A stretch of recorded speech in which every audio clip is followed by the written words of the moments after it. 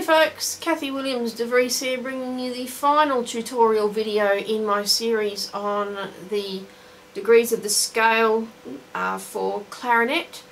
We're up to the final key, F sharp major, or if you prefer to read it as G flat major, the enharmonic. Funny, I actually prefer to read it as F sharp major and E flat minor. Because it's a little bit easier to read a naturalized flat than a double sharpened sharp. But that's just my opinion. The two books I'm using are the Baermann Method Division 3 and the Klose Complete Method.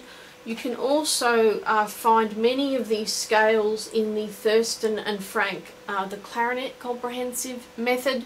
It's actually a really good place to start because it groups the scales by key rather than scale type, which the Baermann and Klose do.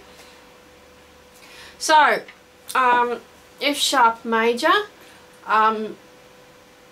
try and use as much as possible the forked fingerings and side fingerings for like F sharps and stuff. And you can use the long A sharp in F sharp major arpeggio. So you should know all the fingerings by now, especially if you've been through my other series on the Trinity College scales. So F sharp major, you want to start on the left hand F sharp because you've got a G sharp. There you can use the forked fingering. And there's the side F sharp.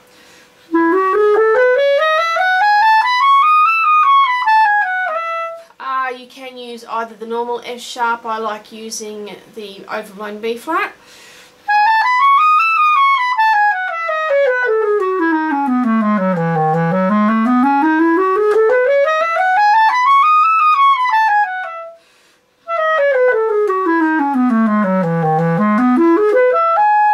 You can use that long B flat.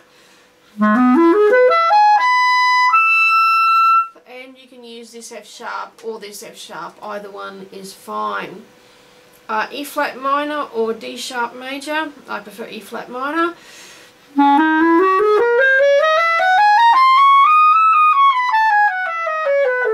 And on the way down, remember that you've got the B natural G, C flat.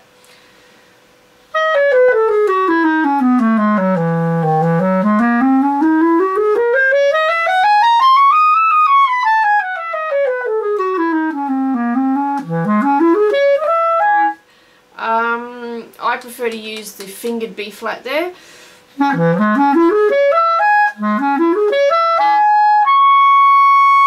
you can use the long B flat A sharp there. So once you've done the scale, we then come to the interrupted scale at the fourth. Again, I prefer to read it as F sharp major and E flat minor, completely up to you. But remember, for the first B natural, you will need to use the regular B natural rather than the forked in order to get down to the G sharp. So,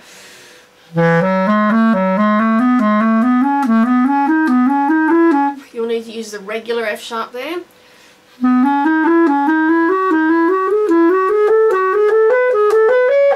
You will need to slide from the D sharp to the B there.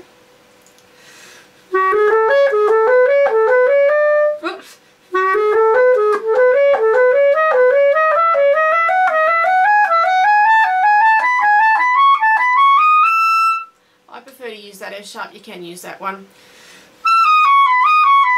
And I didn't do it that time, but make sure the E flat key's off for the C sharp.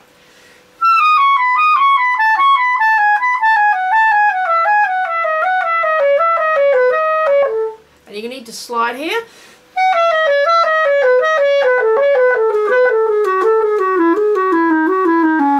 Regular F sharp there.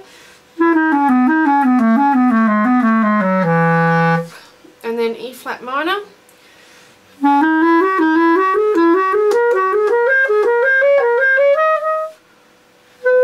Sorry.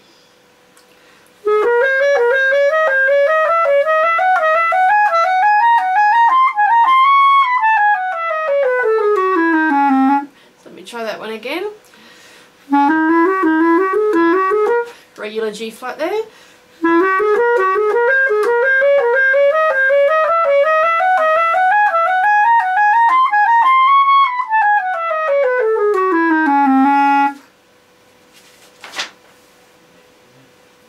Okay, and then we pop over to Klose for the interrupted scale at the octave. I find these really, really useful. So it's written in here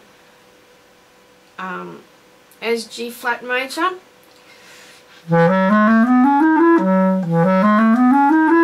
You will need to use the regular G flat there to get down to the A flat.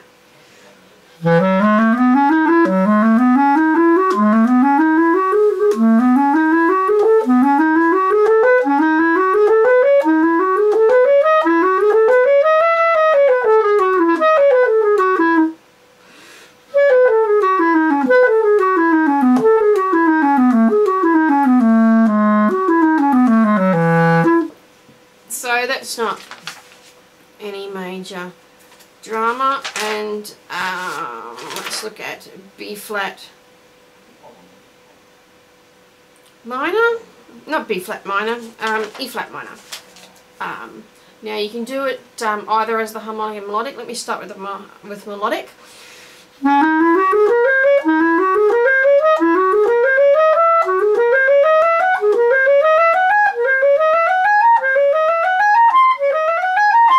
And then on the way down it's nice and easy.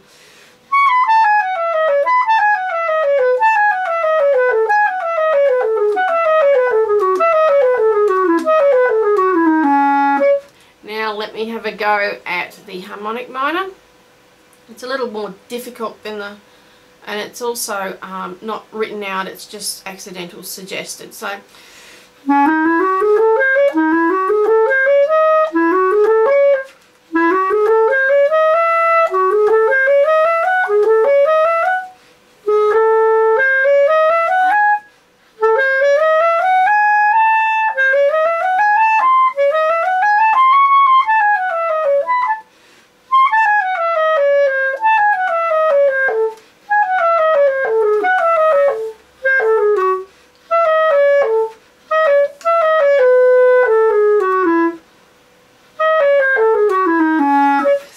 that's quite difficult actually. I had a go at it this morning, but it's quite difficult, especially on the way down.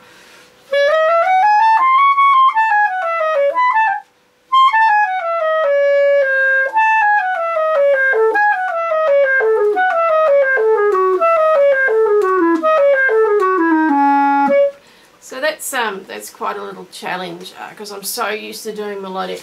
To go back to doing the harmonic is quite challenging. And after that we come to the returning scales. I prefer to read it as F sharp major. So again, tend to use the forked and side fingerings as much as you can. Sorry, my reed shifted. Huh.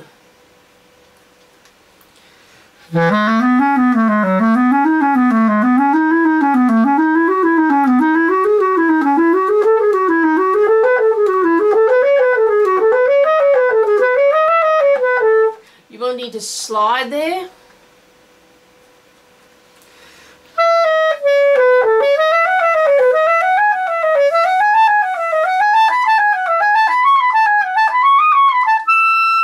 I like using the overblown B flat as the F sharp. And remember, no E flat key on for the C sharp.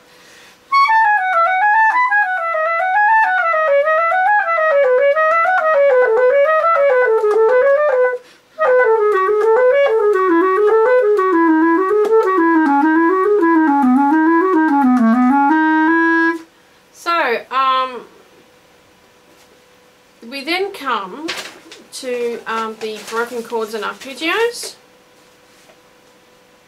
and we're looking in Baermann here. So F sharp major is fairly straightforward, and you can use the long A sharp B flat.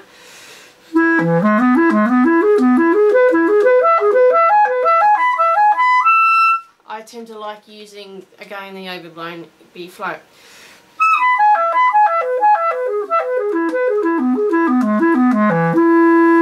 Now D sharp minor,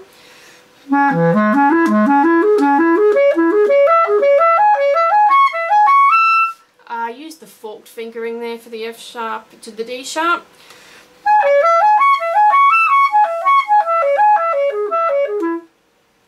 But you will need to change that at F sharp so that you can get to the D sharp.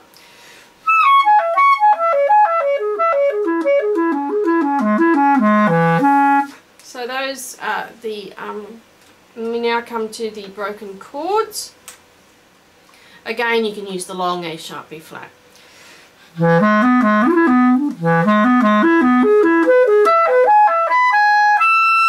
Use this F sharp, comes out nicely.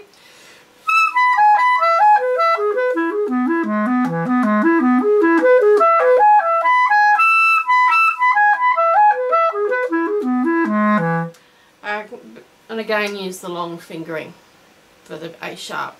D sharp minor.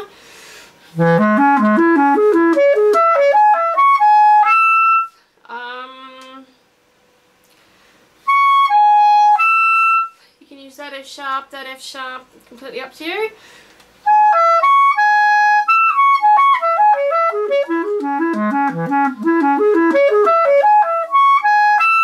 Yeah, I would prefer that F sharp.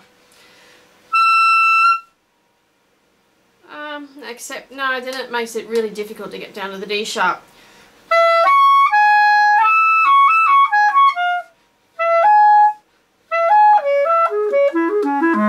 I don't know.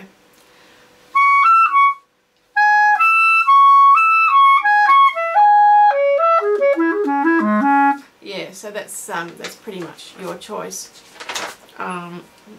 Whatever works for you. Now the F sharp, written as a G sharp dominant 7th here. You will need to slide from the F to the A flat.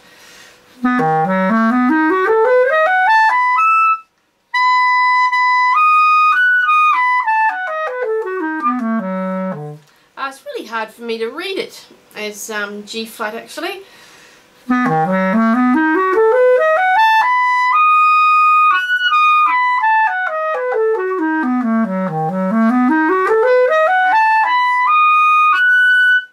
Use that A flat or that A flat.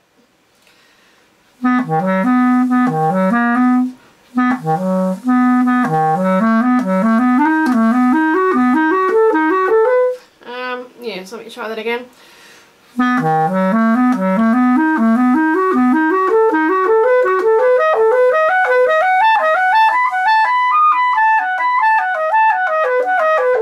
Personally, I prefer reading it as sharps rather than flats. I hate reading C flats.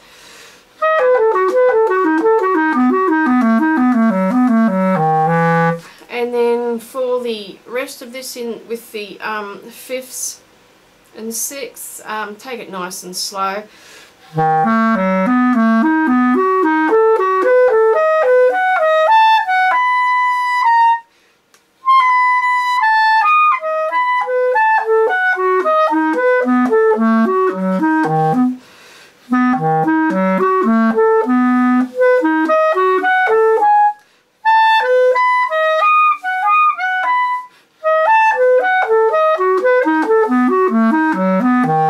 Done this in a while, so I'm a little bit rusty on it.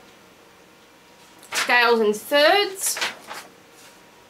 Again, I prefer to read it as F sharp major and G flat minor, but let's have a look at Klose first.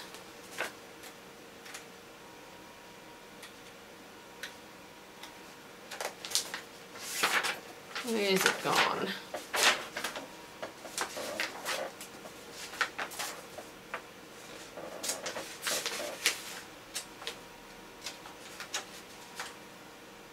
Here we are. So Klose writes it out as, where are we? Where's F sharp? C sharp minor. G flat. So, oh, we've reshifted again.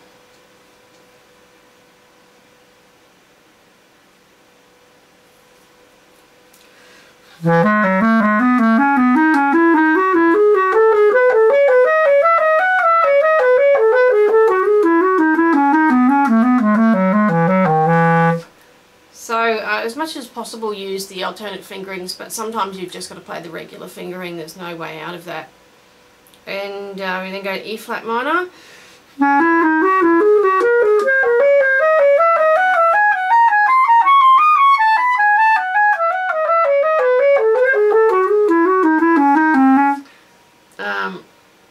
Let's try that as the harmonic.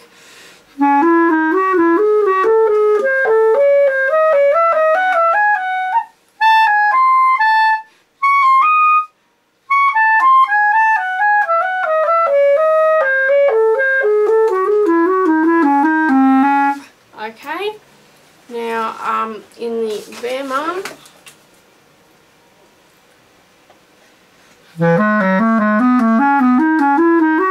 see how you have to use the regular fingering there?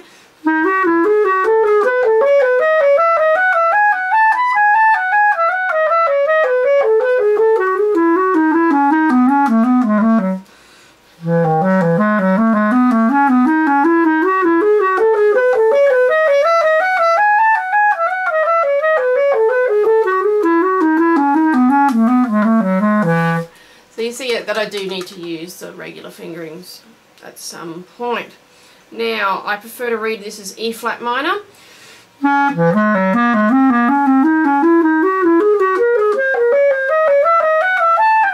Oops.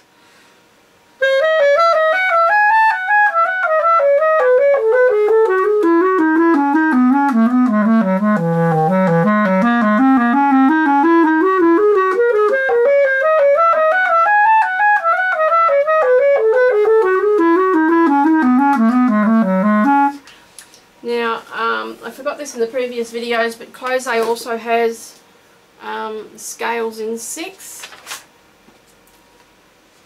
So we've got F sharp, you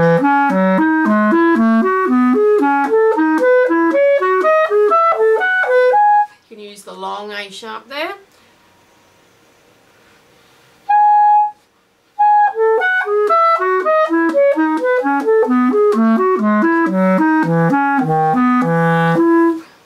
So that's fairly straightforward, and in the minor it's written as E flat minor. This is a little bit more challenging, this particular one.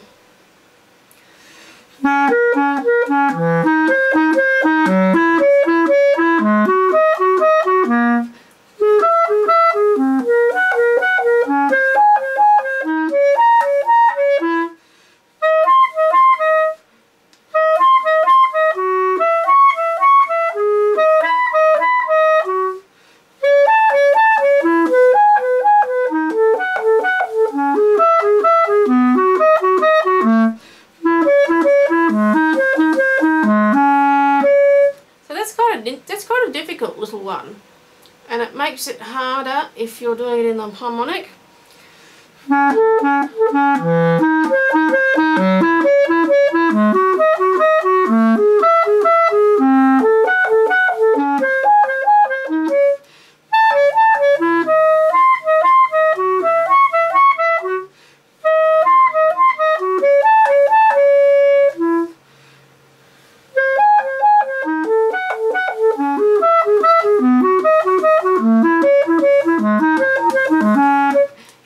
So that's quite a little challenge, that one. I might note that one for future reference for me.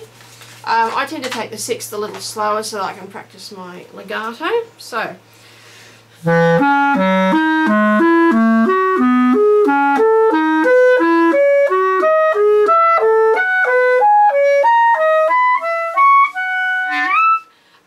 Here, use the forked F sharp to the D sharp.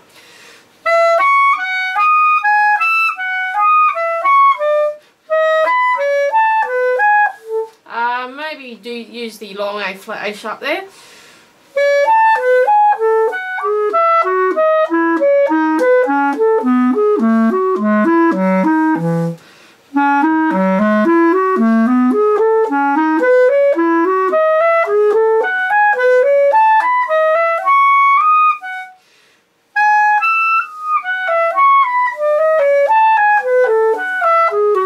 it's really quite difficult, isn't it, to keep track of all the sharps when you're doing 6, because you end up sort of getting interesting little chords.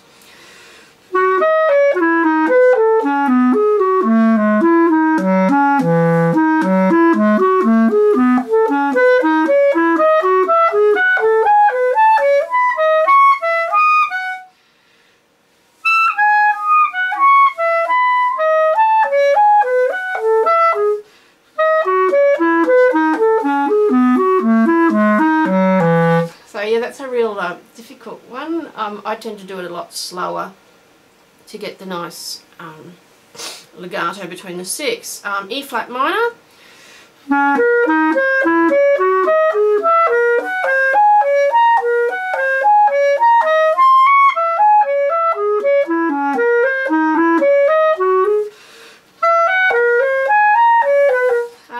You may need to slide to the C.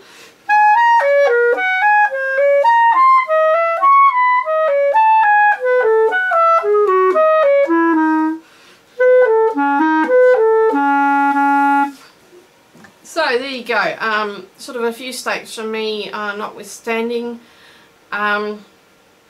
It's important you go through it slowly. I really wanted to just show you fingerings and what they generally sound like, and to say that by doing your returning scales and interrupted scales, scales and thirds and scales and sixths, and the arpeggios, is that you really get to know the key signature. So when you're faced with you know, 6 or 7 sharps in the key signature, you're not going to freak out because you've seen them on the page. And I tend to recommend that you read your scales rather than do them from memory, simply because while you're looking at all the sharps and flats, when you come across that in a piece, you'll recognise the patterns a lot quicker.